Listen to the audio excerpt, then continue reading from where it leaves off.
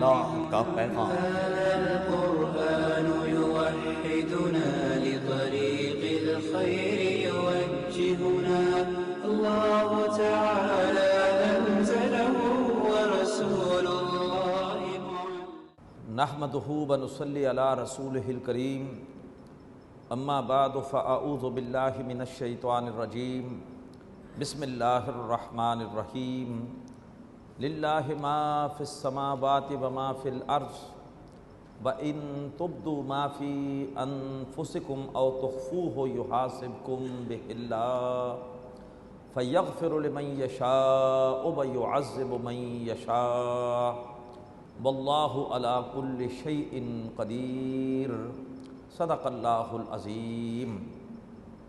رب اشرح لی صدری ویسر لی امری واحلل عقدۃ من لسانی یفقہوا قولی آمین یا رب العالمین۔ سورۃ البقرہ کا آخری رکوع اور بہت ہی ہلا دینے والی آیہ مبارکہ، فرمایا للہ ما فی السماوات و ما فی الارض، اللہ ہی کے لیے ہے ہر وہ شے جو آسمانوں میں ہے اور ہر وہ شے جو زمین میں ہے بھی اللہ کی اور اس پر اختیار بھی اللہ کا ہے۔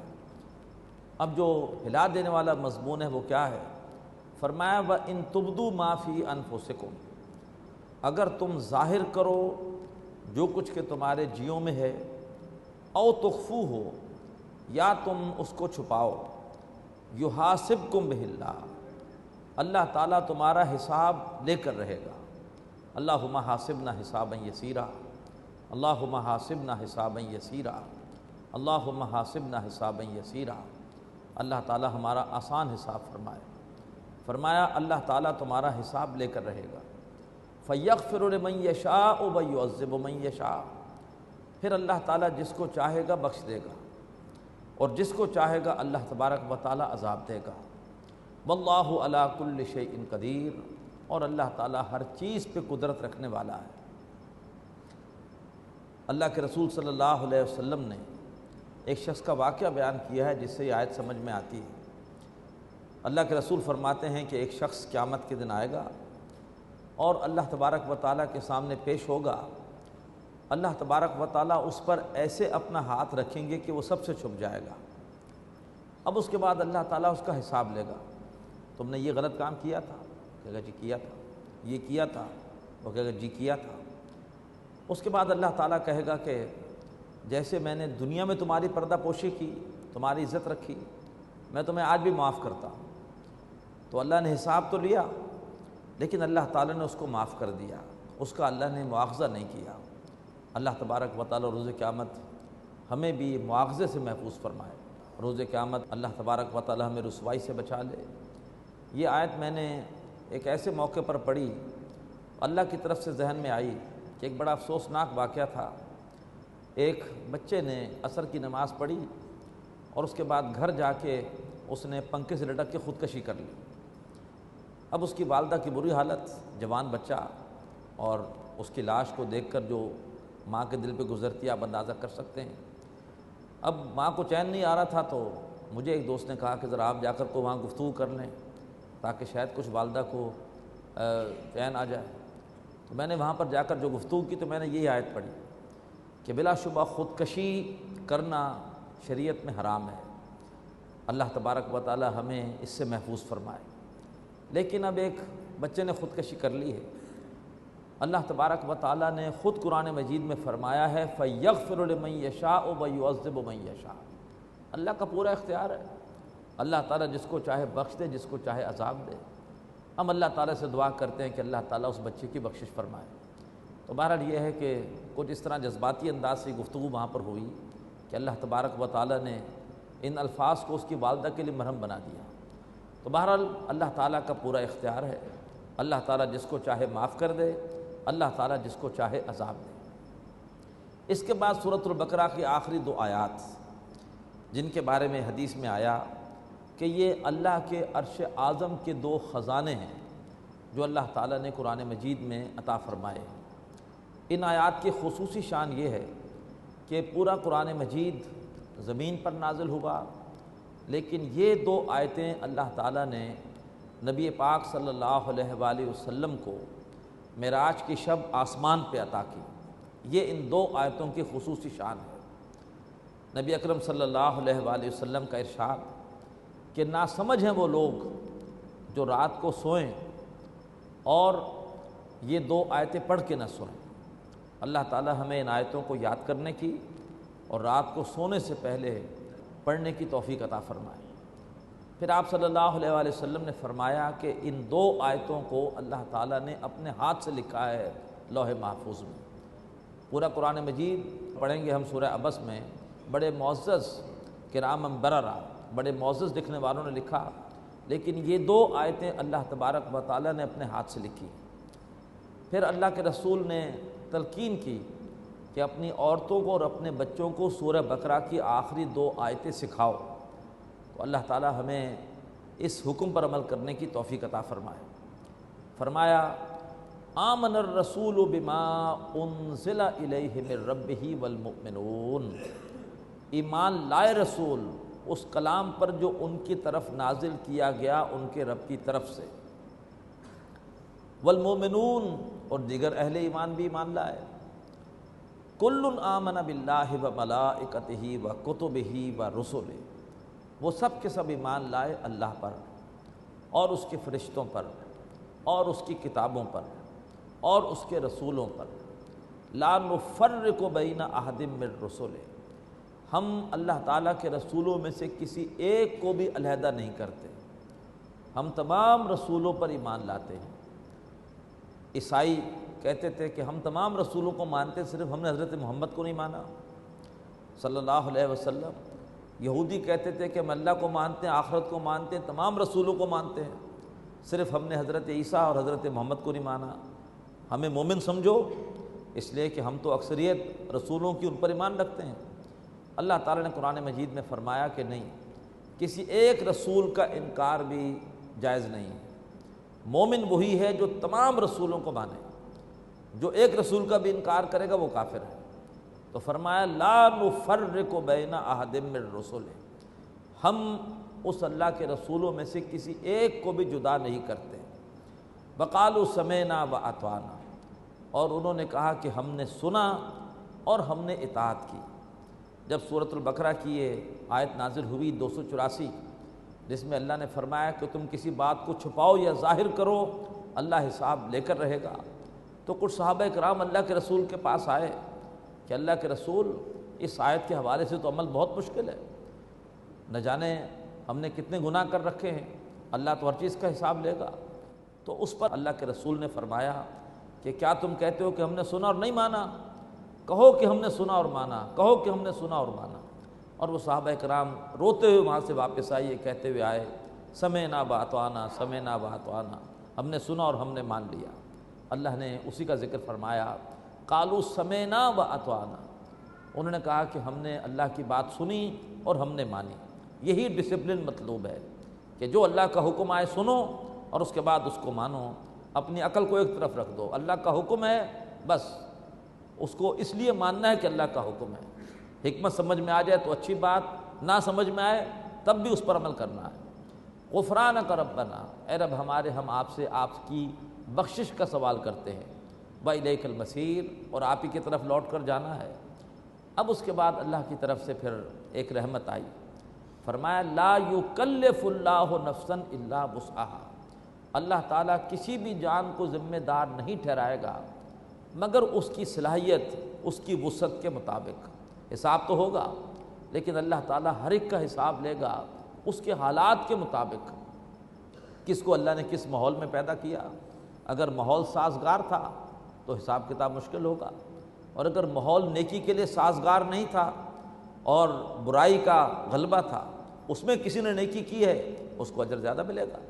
تو لا یکلف اللہ نفسا الا وسعہا لہا ما کسبت وعلیہا ما اکتسبت، ہر جان کے لیے وہ کچھ ہوگا جو اس نے کمایا، اور ہر جان پر اسی گناہ کا وبال آئے گا جو اس نے کیا۔ ایسا نہیں ہوگا کسی اور کا گناہ کسی اور کے کھاتے میں ڈال دیا جائے۔ اب بڑی پیاری دعا اللہ تبارک و تعالیٰ نے سکھائی، اور بخاری اور مسلم شریف دونوں میں یہ روایت آئی ہے مختلف الفاظ سے کہ جب بندہ یہ دعا کرتا ہے تو اللہ تعالیٰ آیت کے ہر حصے پر جواب دیتا ہے۔ بندہ دعا کرتا ہے تو اللہ تعالیٰ، بخاری شریف کی روایت ہے، اللہ تعالیٰ کہتا ہے نام کہ جی ہاں میں نے یہ دعا پوری کر دی۔ اور مسلم شریف کے الفاظ یہ ہیں کہ اللہ تعالیٰ فرماتا ہے قد فعلت، میں نے یہ درخواست پوری کر دی، میں نے یہ دعا پوری کر دی۔ فرمایا ربنا لا تؤاخذنا ان نسینا او اخطانا، اے رب ہماری پکڑ نہ کیجو اس پر کہ جو ہم بھول گئے اور یہ ہم سے خطا ہو گئی، نیت ہماری اچھی تھی لیکن ہم سے خطا ہو گئی۔ اے اللہ ہماری پکڑ نہ کیجو اس پر جو ہم بھول گئے، بھولے سے گناہ کر لیا اور یہ ہم سے خطا ہو گئی۔ اللہ تعالیٰ فرماتا ہے نام، بخاری شریف کی حدیث، ٹھیک ہے میں نے تمہاری دعا پوری کر دی۔ اور مسلم شریف کی حدیث قد فعلت، میں نے ایسا کر دیا۔ ربنا ولا تحمل علینا اصرا کما حملتہ علی الذین من قبلنا، اے رب ہم پر وہ بوجھ نہ ڈالیو کہ جیسا بوجھ تو نے ان پر ڈالا جو ہم سے پہلے گزرے ہیں۔ ان پر کیسی کیسی آزمائشیں آئیں، اے اللہ تعالی ہم پر ایسی آزمائشیں نہ ڈالیو۔ ربنا ولا تحملنا ما لا طاقت لنا بہ، اے رب ہم پر ایسا بوجھ نہ ڈالیو کہ جس کو اٹھانے کی ہمارے اندر سکت نہ ہو، طاقت نہ ہو۔ واعف عنا، اے اللہ ہم سے درگزر فرما۔ واغفر لنا، ہمیں معاف فرما۔ وارحمنا، ہم پر رحم فرما۔ انت مولانا، تو ہی تو ہمارا مولا ہے، ہم اور کس کے پاس جائیں اور کس سے بخشش مانگے اور کس سے رحم مانگے؟ انت مولانا، تو ہی تو ہمارا مولا ہے۔ فانصرنا علی القوم الکافرین، بس تو ہماری مدد فرما کافر قوم کے مقابلے میں۔ اللہ تعالی ہم سب کے حق میں یہ دعا قبول فرمائے۔ البتہ یہ ہے کہ ایک بڑا اچھا جملہ ہے ایک بزرگ کا کہ عالم بے عمل دعا کی لذت سے محروم ہو جاتا ہے۔ جب دعا کر رہا ہوتا ہے تو اس کے اندر سے اس کا ضمیر کہہ رہا ہوتا ہے تم خود تو اللہ کی بات مانتے نہیں، تم تو عالم بے عمل ہو، جانتے ہو عمل نہیں کرتے ہو، تو اللہ تمہاری بات کیوں سنے گا؟ تو آج ہم بھی جب یہ دعا کرتے ہیں فانصرنا علی القوم الکافرین، تو خود سوچیے ہم کس منہ سے یہ دعا کریں؟ ہم تو کافروں کے اتحادی ہیں، فرنٹ لائن اتحادی ہیں، ہم نے تو مسلمانوں کے خلاف کافروں کو ساری سہولیات دی ہیں، یہ پاک سرزمین ہم نے پوری کی پوری کافروں کے حوالے کر دی، تو لہٰذا ہم کس منہ سے دعا کریں کہ اللہ کافروں کے مقابلے میں ہماری مدد فرما؟ تو وہ لوگ جو آج بھی جواز پیش کرتے ہیں کہ نیٹو کے ساتھ تعاون بڑا ضروری ہے، 48 ملکوں کو ناراض نہیں کر سکتے اور اتنی بڑی طاقت کو ناراض نہیں کر سکتے، ان کو شرم آنی چاہیے کہ وہ اللہ تعالیٰ کے ہاں کیا جواب دیں گے؟ سارے کا سارا سلسلہ ہی جھوٹ پر مبنی ہے۔ 9/11 کا پورا حادثہ جھوٹ، کوئی اس کی باقاعدہ تحقیق نہیں ہوئی کہ تحقیق کے ذریعے سے ثابت ہوا ہوتا کہ جرم کس نے کیا ہے۔ جیسی واقعہ ہوا فوراً الزام لگا دیا اور اس کے بعد پھر چڑھائی کر دی افغانستان پر، اور اس کے بعد پھر جس طرح کا ظلم وہاں پر ہوا ہے، اس پورے ظلم میں ہمارے ہاتھ رنگے ہوئے ہیں، ہمارا قصور ہے۔ ہمارے یہاں سے پروازیں اڑ اڑ کے 57,000 گئی ہیں اور جنہوں نے جا کے بم برسائے ہیں افغانی مسلمانوں پر۔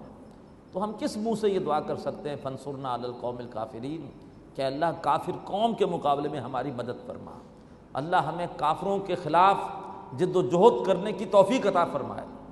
پھر یہ دعا کریں گے تو بالکل دعا سمجھ میں آتی ہے۔ سورہ آل عمران، سورہ بقرہ کا جوڑا، دو تابناک صورتیں الزہربین، اللہ کے رسول نے فرمایا، ایک سورہ بقرہ ایک سورہ آل عمران۔ سورۃ البقرہ کی طرح سورہ آل عمران کے بھی 2 حصے ہیں، 20 رکوعوں میں سے پہلے 10 رکوعوں میں خطاب کا رخ ہے سابقہ امت مسلمہ یعنی بنی اسرائیل کی طرف۔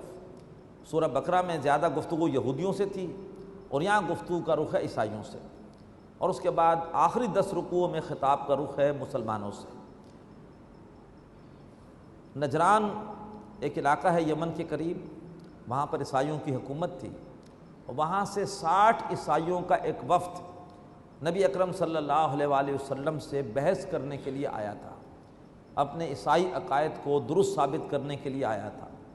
اس موقع پر اللہ تعالیٰ نے یہ سورہ آل عمران نازل کی اور جو بھی عیسائیوں کے عقائد ہیں ان کی اصل حقیقت کو واضح کیا کہ ان میں سے کہاں تک بات صحیح ہے اور کہاں پر آ کر انہوں نے اللہ تبارک و تعالیٰ کی دی ہوئی تعلیمات میں تحریف کر کے ان تعلیمات کو مسخ کیا ہے۔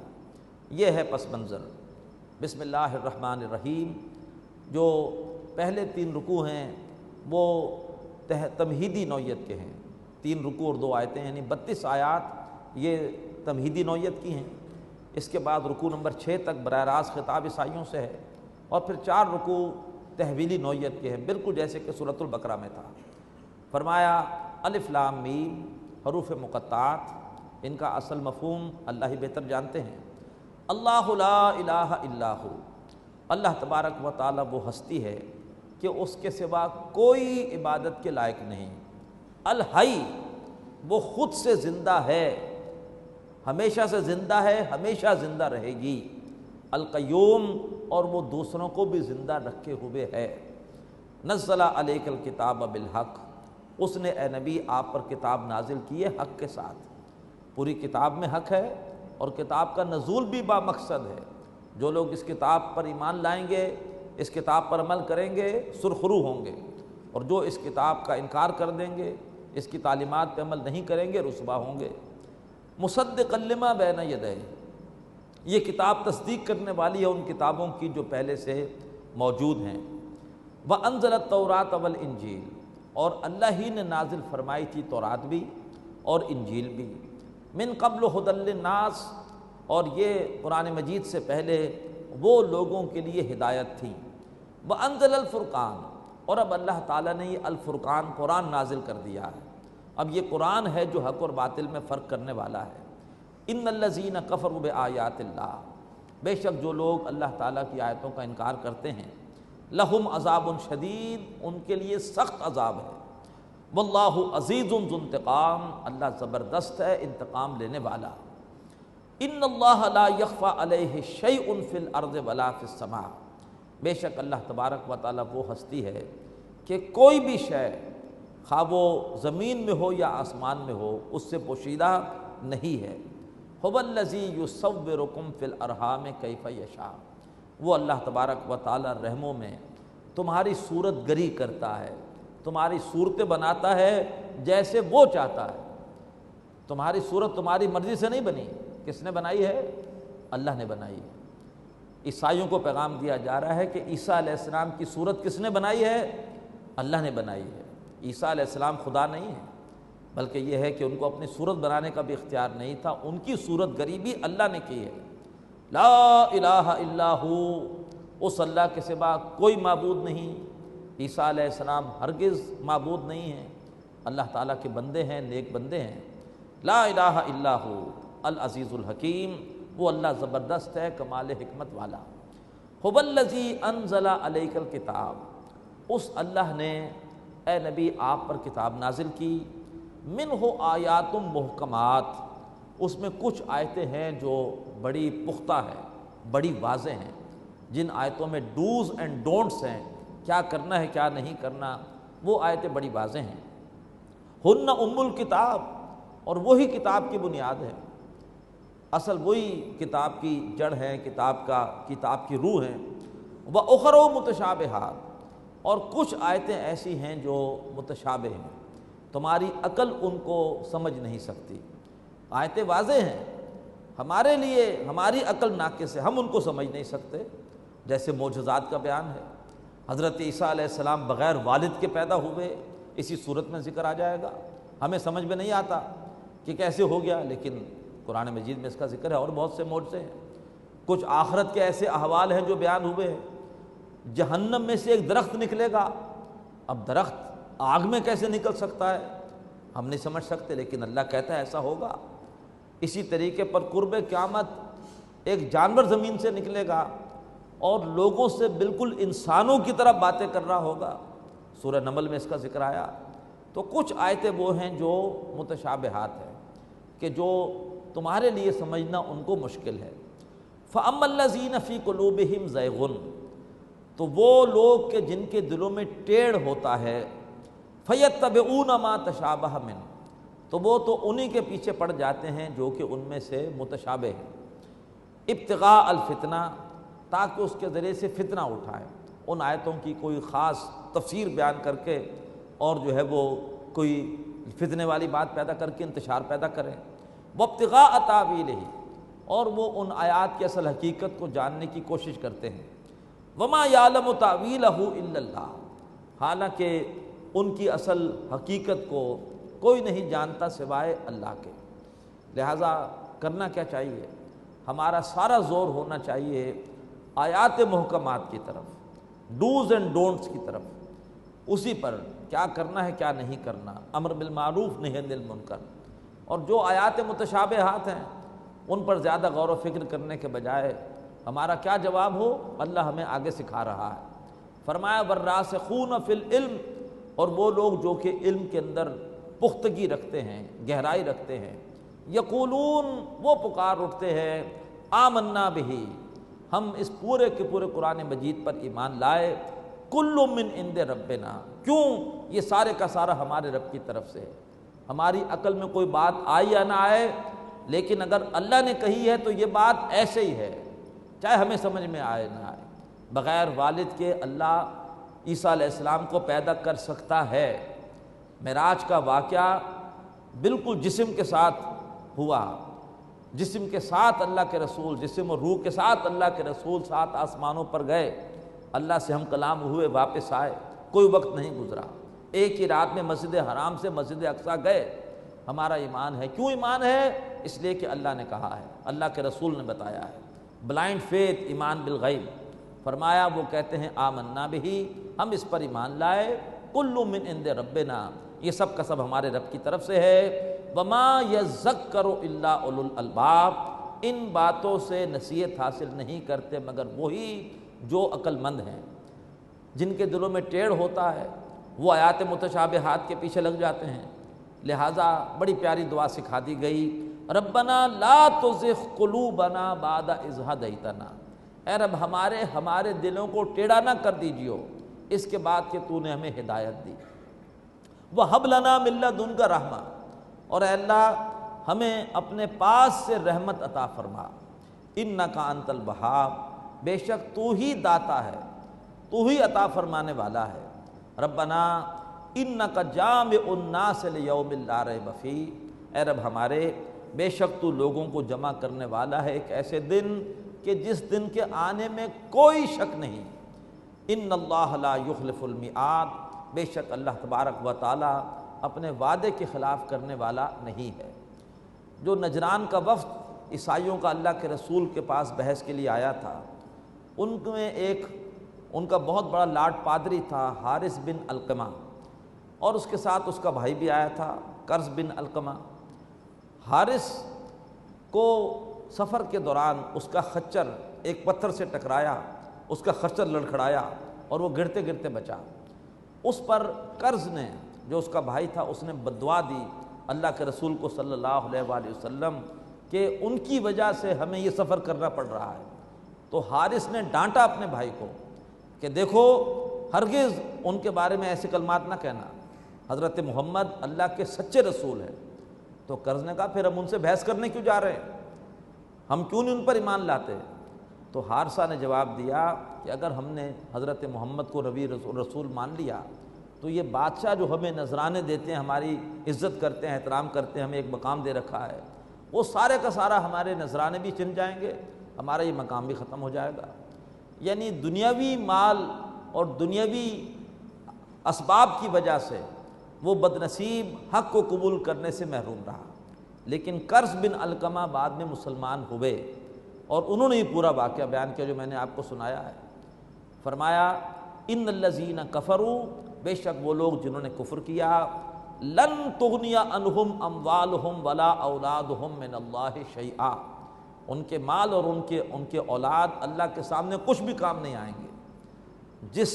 جس مال کی وجہ سے انہوں نے حق کو قبول نہیں کیا، وہ مال ان کے کچھ کام نہیں آئے گا۔ وَأُولَٰئِكَ هُمْ وَقُودُ النَّارِ، اور یہ وہ لوگ ہیں جو آگ کا ایندھن بنیں گے۔ كَدَابِ آلِ فِرْعَوْنَ وَالَّذِينَ مِن قَبْلِهِمْ، جیسا کہ حشر ہوا آل فرعون کا اور ان لوگوں کا جو آل فرعون سے پہلے گزرے ہیں، قوم نوح، قوم ہود، قوم سمود، قوم لوط اور آل شعیب۔ کذبوا بآیاتنا، ان سب نے ہماری آیتوں کو جھٹلایا۔ فأخذہم اللہ بذنوبہم، اللہ نے ان کے گناہوں کی وجہ سے ان کی پکڑ کی۔ واللہ شدید العقاب، اور اللہ تعالیٰ سزا دینے میں بہت سخت ہے۔ قل للذین کفروا، اے نبی کہہ دیجیے ان لوگوں سے جنہوں نے کفر کیا ہے، ستغلبون، ان قریب تم بھی مغلوب ہوگے، وتحشرون الی جہنم، اور تم جمع کیے جاؤ گے جہنم کی طرف، وبئس المہاد، اور وہ جہنم بہت ہی برا ٹھکانہ ہے۔ قد کان لکم آیۃ فی فئتین التقطا، تمہارے لیے نشانی ہے دو جماعتوں میں جو باہم ٹکرائی تھی، اشارہ ہے بدر کی طرف۔ فئۃ تقاتل فی سبیل اللہ، ایک جماعت تھی جو لڑ رہی تھی اللہ کی راہ میں، وأخری کافرۃ، اور دوسری کافر جماعت تھی جو کہ لڑ رہی تھی طاغوت کی راہ میں۔ یرونہم مثلیہم رأی العین، اور وہ ان کو اپنے سر کی آنکھوں سے دگنا دیکھ رہے تھے، بظاہر کافر مسلمانوں سے دگنے تھے۔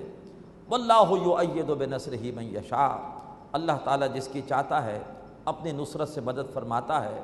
اللہ نے تھوڑی تعداد والے اہل حق کو بڑی تعداد والے کافروں پر کیسی فتح عطا فرمائی، فرمایا ان فی ذلک لعبرۃ لأولی الابصار، بے شک اس میں ایک سبق آموزی کا سامان ہے ان لوگوں کے لیے جو دیکھنے والے ہیں، جو واقعتاً حقیقت کو دیکھتے ہیں۔ اقول قولی ھذا واستغفر اللہ لی ولکم ولسائر المسلمین والمسلمات۔